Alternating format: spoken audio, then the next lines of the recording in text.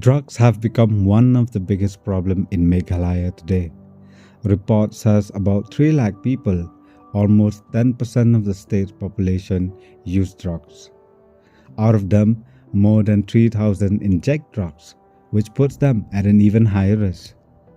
This problem is not just about addiction. HIV cases are also going up. Nearly 10,000 people in Meghalaya are living with HIV/AIDS. But behind these numbers are real people and families. Today, we're going beyond the statistics to hear from families and young people themselves.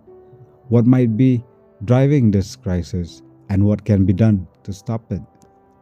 Today we're hitting the streets of Shillong City where we're going to ask a few of our youths and a citizen on the surging amount of drugs users and as well as HIV cases. We'll hear from few of our youths, and not only youth, but we'll also hear from few parents on what are the concerns when they hear about drugs, what do they think about drugs and HIV, and what as citizens believe should be done in order to eradicate, to minimize the number of the growing of cases of HIV and as well as drug users.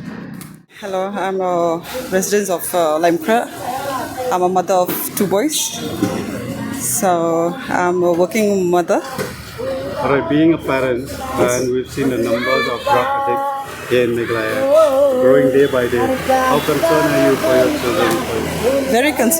Very concerned, especially over my teenage son. So I have to keep a tab actually, which I don't like. But I have to keep a tab on his, what he's doing, what kind of friends he's, hanging around with.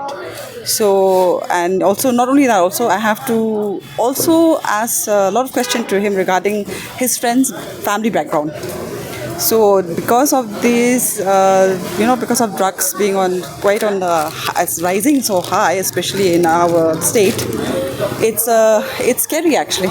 It's really scary for most of the parents, not only me but my friend circles also. We do talk about it often regarding the sudden rise. So what can we do as a parents? But only can we say that we just have to keep a tab on our kids. I do that. I keep a tab on him, and I find out his whereabouts and all that. I am very much concerned about the situation which is prevailing now in Shillong actually. From our childhood we have been in Shillong. We have spent our time in Shillong. During our childhood days we hardly heard about those drugs and all these things. We have spent our time playing with our friends. Most of the times, like the extra things which we used to do is to go and see a movie in the movie hall, or go for a restaurant where we can go and have our local foods, or so-called the momos and all these things. These were the most enjoying part of our life actually, and we did not ever think of going into all those types of drugs, and we did not hear about it.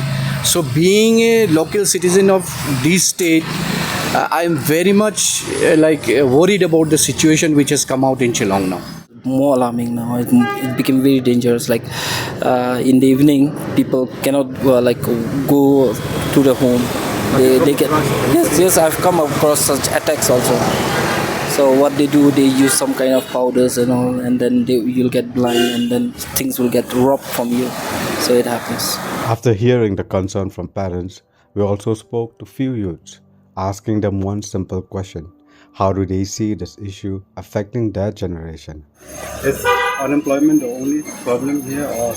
I don't think unemployment is the only problem, but it is, I think, you could say one major problem, because I understand why a lot of youths or people gravitate towards drugs, because just to cope up with things. I don't necessarily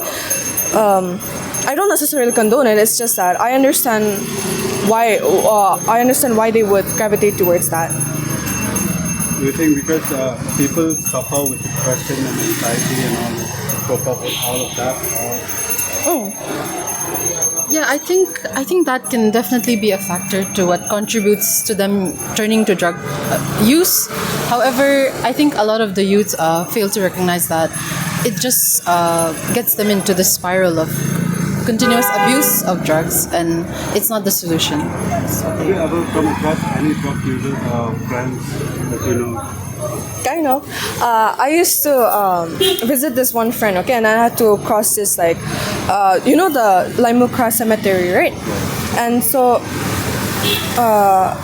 after beyond that cemetery, there's a little forest, and I used to get scared because I saw a lot of like people doing drugs. I did not see what drugs they used because I was scared to make eye contact with them, but I knew that they were doing drugs because everyone I met, they were like, "Oh, don't talk to them. They're dangerous people. They do drugs and everything." Oh, excuse me, I have a call.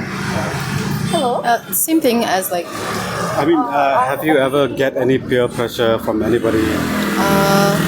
I wouldn't say personally any peer pressure, but there have been like times where friends are. Opposite to that, okay? Like, I have invited not just me but other friends as well to do things, but usually we say no. Okay. I think it all comes down to peer pressure to take drugs, and from depression, people might turn to these substances to relieve from this depression. And I think people need to learn different ways to cope with these depression and all, and learn to say no to peer pressure or anything of that sort. Has there been any incident in your life where you get peer pressure from any of your friends to try out drugs or anything? No, I have not. Have you ever come across people who use drugs? No, I have not. Apart from what we've heard from parents, we also ask citizens one pressing question. What is it about our society today that allows drugs to take such a deep hold on our youth? The problem is with the guidance actually. The youth of the Shillongs I think so, are not guided in a proper way. There are a lack of interest which need to be generated to the people. Activities which has to be done. These are the most important things. I've interviewed with few people. Some of them said that youth are unemployed. Yeah, that is 100%. That is 100%. Youths are unemployed. It is not from now. It is from the past only. The main reason. Unemployed. I don't think so. Unemployment will always be there. It has been there during our times also, during here now also. But I feel that if you any work you should do. Whether it's a small or it's a small job or it's a big job. When we do any work with dignity, there's no such thing as no employment. If you're self-sustained, try something, be an entrepreneur. Somehow we'll manage. Of course, they do need help and guidance, but I think so. All parents will support their kids in some way or the other if they want to start some kind of business or entrepreneurship. See, as a community, it is up to parents. Now you see, as in the developing phase, parents are having very less time with the children. I think it's very important that every parent, at least during dinner, sit around along with the children and then have dinner to understand. Because if we don't do that, if we don't have that proper parenting, then obviously they can fall prey to this. Because maybe you are in a crowd, in such big crowd, that loneliness can attack you. There are so many things that children come across. So I think not only the school, but even the parents have to equally discharge their duties. The state has rolled out community-focused actions, village defense parties, outreach campaign, and de-addiction centers. But activists says capacity is small compared to the need. Only a handful of facilities serve thousands. Center kediban pedang ban bakawai ka sarkari kediban bu sibun teligi rehabilitation center ma namar ngani pi balai sumar ki hable chadu sagwati pi ke jingja kitu spor ba ki khna jungi sene lom ngani pi dan ma we khna ba sante dong jonga lalai snam sau snam ru song chi song tu pendi dawai ma ke kadun jengmut ikin song tu lada ka rehabilitation center ru kam sim jingkit khli ba mar pendi be dawai ru ngam tharai na tharai ba kin pensong ang tu kidiban pendi dawai man ong pi ndai ban ong pendi than dawai nama lada pendi so dawai salom be kum jo dawai ngan tharai ngan sebatai pi udah utroksi dap khan udah utroksi lada pendi jo dawai takamut ja ta. Role of the government should have stringent laws, stringent policies regarding this. They have to really step up and really look into this, because we are talking about the future generation, our kids, our future, the future of not only the community, the state. as a whole. Mai kam hande apa nak mai ngidan gawe ka group ka vigilance committee batrai bor ko nok mai ngele ban be gini bati drugs ngele ban be ini ki badi ndai jang ba be ngidan ki khna ba kinong elam jongi ma ki la pha sakare rehabilitation center ma mani chui bi ga de ka wei ru ka man na man sim la jong la da man man sim la jong nang la ban penduk chai te. There's a lot the government can do, but they can only do it if the people allow them to do, right? Like the government cannot force the people because the people would retaliate. Awareness, self-control, and that. The menace of drugs is not solved overnight.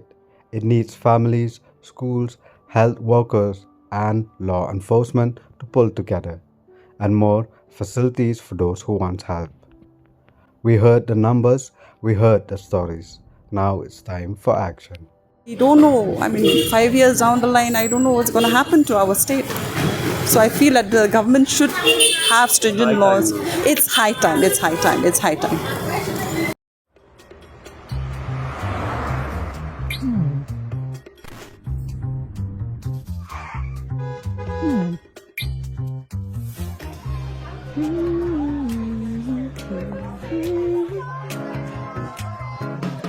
What do I remember? Using a condom every time? Yeah, I remember. I don't ignore it. Using a condom every time during sex is really important. Wow, Ria is smart. Life will be safe for sure when condom is used always. Don't take it, no. Remember once more.